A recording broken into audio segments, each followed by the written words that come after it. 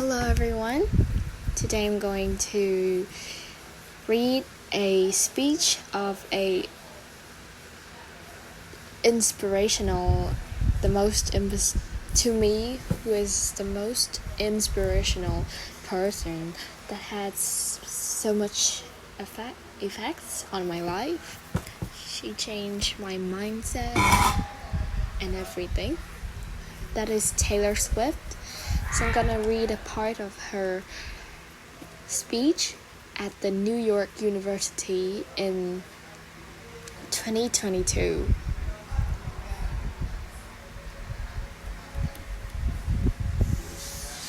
Last time I was in a stadium this size, I was dancing in heels and wearing a glittery leotard.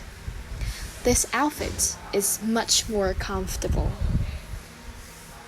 I'd like to say a huge thank you to New York University's chairman of the Board of Trustees, Bill Berkeley, and all the trustees and members of the board. New York University's president, Andrew Hamilton, provost Catherine Fleming, and the faculty and alumni here today who have made this day possible. I feel so proud to share this day with my fellows honorees Susan Hockfield and Felix Matos Rodriguez, who humble me with the ways they improved our work with their work. As for me, I'm 19% sure the main reason I'm here is because I have a song called 22.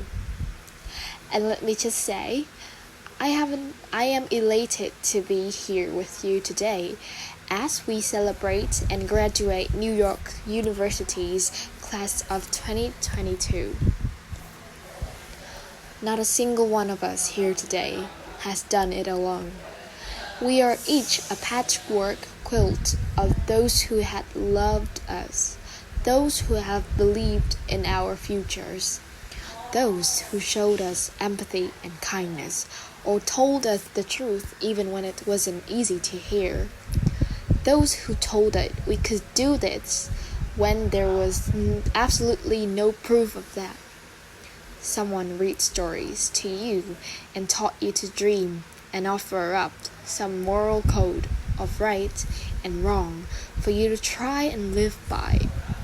Someone tried their best to explain every concept in this insanely complex work to the child that was you as you asked a bazillion questions like, how does the moon work? And why can we eat salad but not grass? And maybe they didn't do it perfectly. No one ever can. Maybe they aren't with us anymore. And in that case, I hope you remember them today.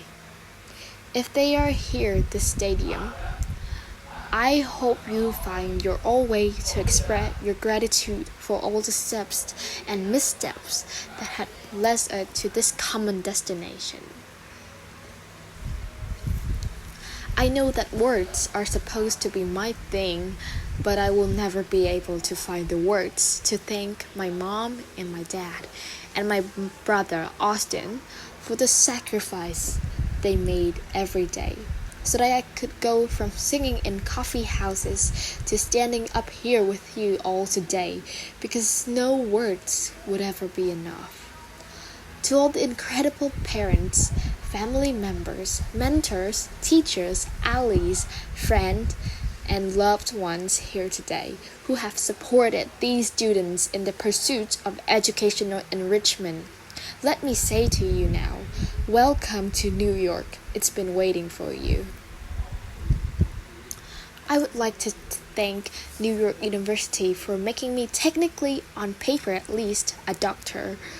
Not like the type of doctor you would want around in the case of an emergency, unless your specific emergency was that you desperately needed to hear a song with a catchy hook and an intensely cathartic bridge session. Or if you have an emergency that was that you needed a person who can name over 50 breeds of cats in 1 minute. I've never got to have the normal college experience per SE. I went to public high school until 10th grade and finished my education doing homeschool work on the floors of airport terminals. Then I went out on the road on a radio tour, which sounds incredibly glamorous, but in reality it consisted of a rental car, models, and my mom and I pretending to have loud mother-daughter fights with each other during boardings. No one would want the empty seats between us on Southwest. As a kid, I always thought I would go away to college. Imagine the poster I would hang on the wall of my freshman dorm. I even set the ending of my music video for my song Love Story at my fantastic imaginary college, where I meet a male model reading a book on the grass with one single glance. We realized we had been in love in our past lives, which is exactly what you guys all experienced at some point in the last 4 years, right? But I really can't complain about not having a normal college experience to you, because you went to New York University during a global pandemic, being essentially locked in your dorms or having to do classes over Zoom. Everyone in college during normal times stresses out about test scores, but on top of that, you also had to pass like 1,000 COVID tests.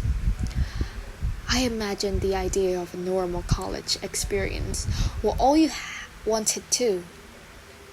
But in this case, you and I both learned that you don't always get all the things in the bag that you selected from the menu in the delivery service that is life. You get what you get, and as I would like to say to you, you should be very proud of what you've done with it. Today, you leave the New York University, and then you go out into the world searching for what next, and so will I.